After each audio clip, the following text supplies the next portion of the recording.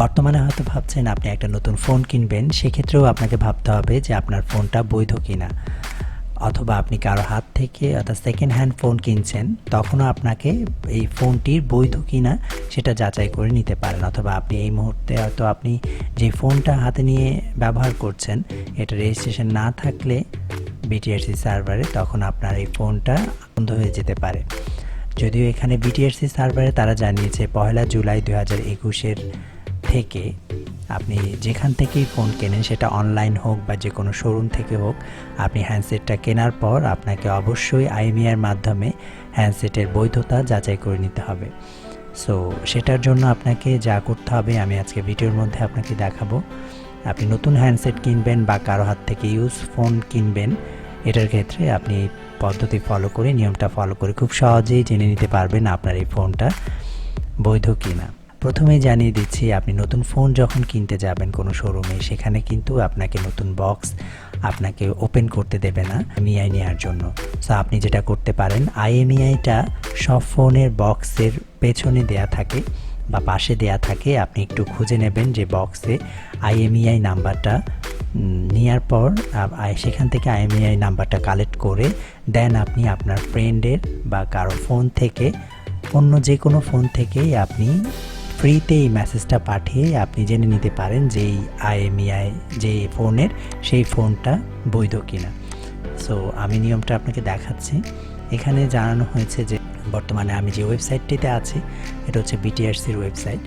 So এখানে জানানো হয়েছে যে 1 জুলাই 2021 আগে যেই হ্যান্ডসেটগুলো কেনা হয়েছে, যেগুলোতে সিম দিয়ে ব্যবহার করা হচ্ছে, সেগুলো অলরেডি অটোমেটিকভাবে রেজিস্ট্রেশন হয়ে যাবে। এরপরও আপনি চাইলে আপনার এই পদ্ধতি ফলো করে দেখে নিতে পারেন যে আপনার ফোনটা রেজিস্ট্রেশন হয়েছে কিনা।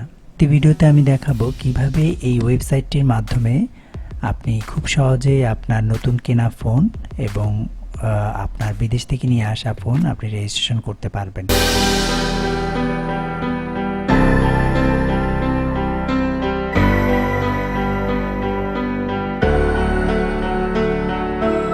প্রথমে আপনাকে যেটা করতে হবে, আপনার ফোনের IMEI নাম্বারটা সংগ্রহ করতে হবে।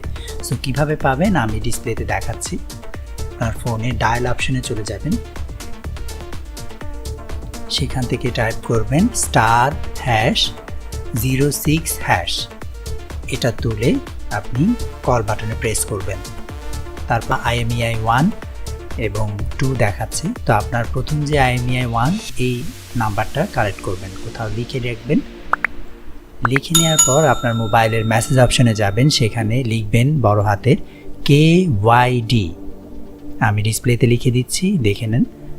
KYD, তারপর স্পেস দিয়ে আপনার 15 ডিজিটের IMEI নাম্বারটা দেবেন। দেওয়ার পর আমি আমার এখানে দিয়ে নিচ্ছি আমার IMEIটা।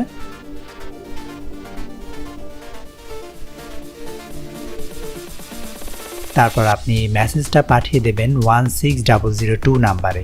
এটা সম্পূর্ণ ফ্রি, কোনো ধরনের চার্জ কাটবে না। কিছুক্ষণ পর রিপ্লাই SMS-এ আপনাকে জানিয়ে দেবে। SMS-এ আমাকে যেটা রিপ্লাই দিয়েছে যে আপনার IMEIটি, অর্থাৎ এই IMEIটি BTRC ডাটাবেসে পাওয়া যায়নি।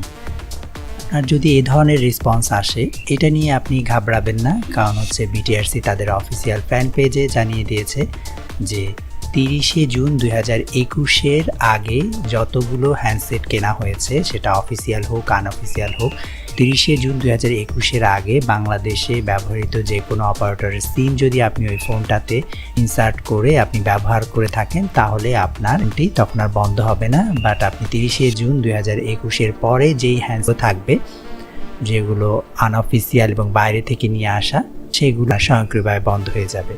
ভিডিওটির মাধ্যমে যদি আপনার সামান্যতম উপকার হয়ে থাকে, সেক্ষেত্রে অবশ্যই আপনি লাইক এবং সাবস্ক্রাইব করুন, এবং আপনার যদি কোনো প্রশ্ন থেকে থাকে সেটা আমাদেরকে কমেন্টে জানান।